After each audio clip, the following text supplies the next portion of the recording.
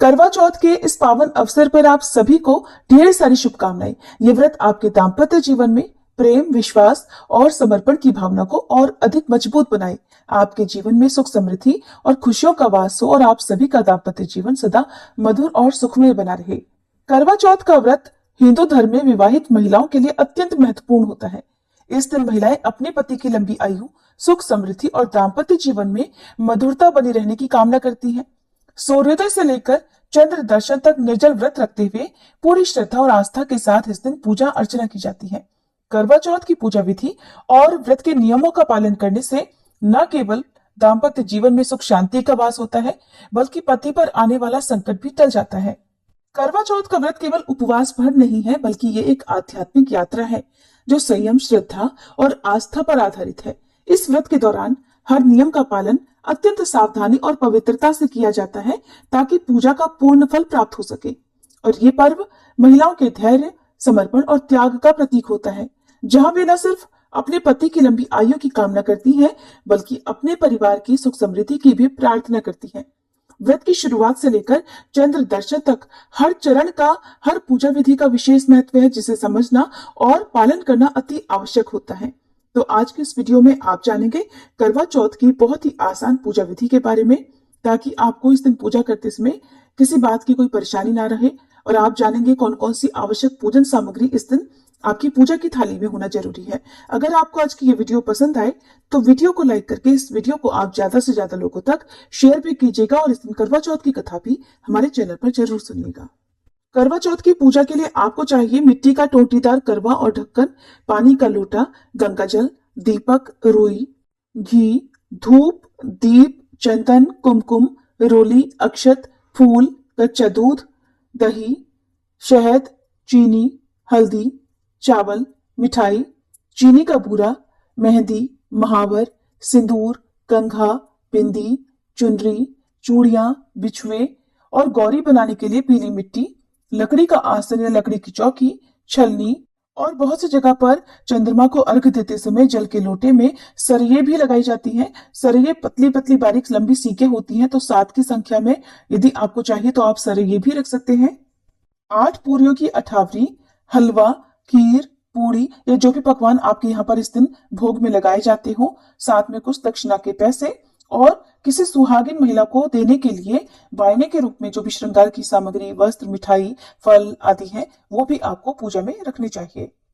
जो भी महिलाएं करवा चौथ का व्रत रखने वाली हैं, उन्हें एक दिन पहले ही मेहंदी आदि लगा लेनी चाहिए। और करवा चौथ व्रत के दिन सुबह ब्रह्म मुहूर्त में उठकर यदि आपके यहाँ सरगी खाने का रिवाज हो तो आप सरगी ग्रहण कर लें। फिर व्रत के दिन प्रातःकाल स्नान करने के बाद साफ स्वच्छ लाल रंग के वस्त्र धारण करके और श्रृंगार करके आप संकल्प बोलकर करवा चौथ व्रत का आरंभ करें। मंत्र है मम सुख सौभाग्य पुत्र पौत्रादि सो स्थिर श्री प्राप्त ये करक चतुर्थी व्रतम अहम करिष्ये। आप ऊपर स्क्रीन पर देखकर भी इस मंत्र को पढ़ सकते हैं। संकल्प लेते समय अपने हाथ में आप पुष्प, जल और अक्षत रखें और संकल्प लेने के बाद आप इनको माता पार्वती के श्री चरणों में अर्पित कर दें। इसके बाद आप विधि विधान से पूजा करें, धूप दीप जलाएं। भगवान श्री गणेश जी की पूजा से कोई भी व्रत या कोई भी पूजा प्रारंभ की जाती है। भगवान गणेश जी की पूजा भी इस दिन विशेष रूप से करें, क्योंकि कार्तिक मास के कृष्ण पक्ष की ये संकष्टी चतुर्थी है और इस दिन माताएं अपनी संतान की दीर्घायु के लिए भी व्रत रखती हैं। करवा माता की पूजा करें और यदि हो सके तो सुबह के समय भी आप कथा पढ़ सकती हैं, नहीं तो शाम के समय मुख्य रूप से कथा पढ़ी या सुनी जाती है। सुबह के समय आप साधारण विधि से व्रत प्रारंभ कर सकती हैं। पूरे दिन इस व्रत में निर्जला रहा जाता है, यानी पानी की एक बूंद भी ग्रहण नहीं की जाती है। और अगर आपके लिए पूरे दिन निर्जला रहना संभव ना हो तो आप दिन में एक समय चाय या दूध आदि ले सकती हैं। दीवार पर गेरू से फलक बनाकर पिसे हुए चावल के घोल से करवा माता का चित्र बनाया जाता है, या अगर आपके पास तस्वीर हो तो आप तस्वीर की पूजा कर सकते हैं। जो घोल से हम करवा माता बनाते हैं उसे वर कहते हैं। चित्रित करने की यानी जो तस्वीर हम बनाते हैं करवा माता की प्रतीक रूप में, उस कला को करवा धरना कहते हैं। करवा धरने के साथ ही 8 पूरियों की अठावरी बनाई जाती है। स्नान करने के बाद ही अठावरी आपको तैयार करनी चाहिए।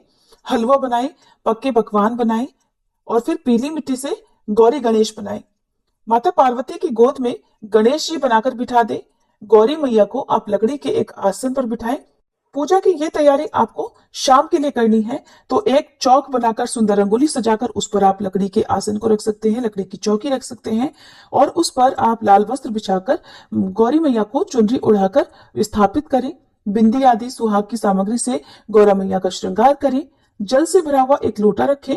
बायना यानी भेंट देने के लिए मिट्टी का टोंटीदार करवा लें। करवे में गेहूं और ढक्कन में शक्कर का बूरा भर दें। कुछ लोगों के यहाँ पर मेवे भरे जाते हैं, कुछ लोगों के यहाँ अक्षत भरे जाते हैं, खील बताशे भरे जाते हैं।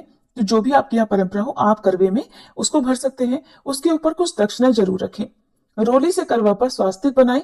कुछ जगह पर 2 करवे रखे जाते हैं और कुछ जगह पर केवल एक ही करवा रखा जाता है। क्योंकि करवा चौथ की पूजा में पूजा करने के साथ ही जो करवे होते हैं उन्हें आपस में बदला जाता है, तो ऐसे में जिनके यहाँ पर सास के साथ बैठकर ये पूजा की जाती है, तो वो एक करवा अपनी सासू माँ के नाम पर रखकर पूजा कर सकती हैं। और यदि सासू माँ नहीं है या सासू माँ सुहागन नहीं है, तो ऐसे में आप माता पार्वती के नाम से एक करवा रखकर उनसे अपना करवा बदल सकती हैं, क्योंकि इस व्रत में सुहाग भी लिया जाता है। इस प्रकार धूप दीप जलाकर भगवान से सच्चे मन से अपने पति की दीर्घायु की कामना करें। नमः शिवाय शर्वाण्ये सौभाग्यम संतति शुभाम प्रयच्छ भक्ति युक्ता नाम नारिणाम हर वल्लभे। इस मंत्र का आपको पूजा करते समय जाप करना है, नहीं तो आप सच्चे मन से माता पार्वती से भी आप प्रार्थना कर सकती हैं। करवा चौथ की पूजा में जो आपने करवे रखे हैं उनका भी पूजन किया जाता है। करवों पर आप 13 बिंदी रोली या कुमकुम से लगाएं। गेहूं या चावल के 13 दाने हाथ में लेकर करवा चौथ की कथा पढ़नी या सुननी चाहिए। कथा सुनने के बाद करवे पर हाथ घुमाकर अपनी सासू जी के पैर छूकर आशीर्वाद लेने चाहिए और करवा उन्हें दे देना चाहिए। जिस समय करवे पर हाथ घुमाया जाता है या माता पार्वती से करवा बदला जाता है, उस समय आपको एक विशेष प्रकार से कहना होता है, ले सुहागन ले करवा, दे सुहागन दे करवा। 7 बार आपको ऐसा बोलना है। और इस तरह से करते समय आपको ध्यान रखना है कि जब आप ले सुहागन ले करवा कहेंगी, तो आपका वाला जो करवा है वो माता पार्वती की तरफ जाना चाहिए और दे सुहागन दे करवा कहते समय आपको माता पार्वती से वो करवा अपनी तरफ लेना है। कुछ जगह पर खांड का करवा भी बायने के रूप में अपनी सासू माँ को या सुहागिन महिला को दिया जाता है। अब पूजा करने के बाद सबसे अंत में भगवान गणेश जी की और करवा माता की आरती करनी चाहिए। आरती करने के बाद जो भी पकवान आपके यहाँ भोग स्वरूप लगाए जाते हो उन्हें आप भोग में लगाएं। और अब चंद्र देवता को अर्घ देने की तैयारी हम करेंगे। चंद्र देवता को अर्घ देने के लिए एक लोटे में जल भरकर उसमें कच्चा दूध मिलाएं, शक्कर या मिश्री डालें, सफेद पुष्प डालें। चंद्र देवता की आरती उतारने के लिए आप घी का एक दीपक रखें, धूप रखें और भोग लगाने के लिए कोई भी फल या मिठाई रखें। क्योंकि इस दिन चंद्रमा को छलनी से देखकर फिर पति को देखा जाता है, तो एक छलनी रखें। प्लास्टिक की छलनी का प्रयोग आपको नहीं करना चाहिए। पूजा में मिट्टी के ही दीपक का प्रयोग किया जाता है। मिट्टी का दीपक ना हो तो आप आटे का दिया भी बना सकते हैं।